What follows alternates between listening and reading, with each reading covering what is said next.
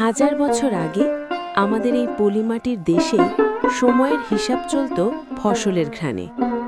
মানুষ আকাশ দেখে ঋতু বুঝত, আর মাটি দেখে বুঝত জীবন। তখন উৎসব ছিল নবান্নের, আর দিনপঞ্জি ছিল কৃষকের মনের কোণে। বাঙালির এই নববর্ষের শুরুটা কিন্তু বেশ নাটকীয়।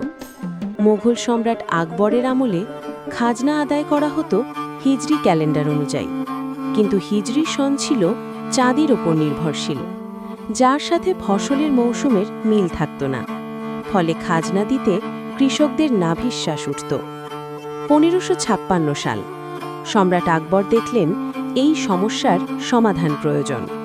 তিনি দায়িত্ব দিলেন রাজ জ্যোতির্বিজ্ঞানী ফতেহুল্লাহ সিরাজিকে। সিরাজি সাহেব সৌর পঞ্জিকা আর হিজরি সনের সমন্বয়ে এক নতুন ক্যালেন্ডার তৈরি করলেন, যার নাম হল ফসলি সন। আর এই ফসলি সনের প্রথম দিনটিই হল আমাদের পয়লা বৈশাখ। নতুন সনের সাথে সাথে লোকজ ঐতিহ্যে যুক্ত হল হালখাতা। চৈত্র সংক্রান্তিতে পুরনো সব দেনা পাওনা চুকিয়ে বৈশাখের ভোরে নতুন খাতা খোলার এক মহা আয়োজন।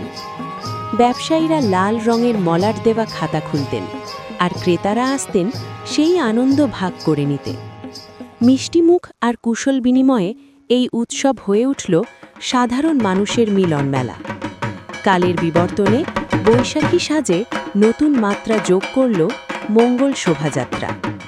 1989 সালে সামরিক শাসনের শ্বাসরুদ্ধকর সময়ে ঢাকা বিশ্ববিদ্যালয়ের চারুকলা থেকে শুরু হয় এই ব্যতিক্রমী পদযাত্রা। বিশাল সব বাঘ, হাতি আর রঙিন মুখোশের আড়ালে মানুষ চাইল অমঙ্গলের বিনাশ। আজ এই শোভাযাত্রা বিশ্ব ঐতিহ্যের অংশ, আমাদের অসাম্প্রদায়িক চেতনার আলোকবর্তিকা।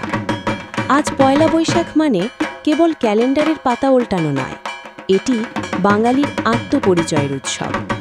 ধর্ম বর্ণ নির্বিশেষে এক হওয়া আর একই সুরে গেয়ে ওঠা, এসো হে বৈশাখ, এসো এসো। পুরনো জড়া আর গ্লানি মুছে যাক, যাত্রা শুরু হোক নতুন ভোরে।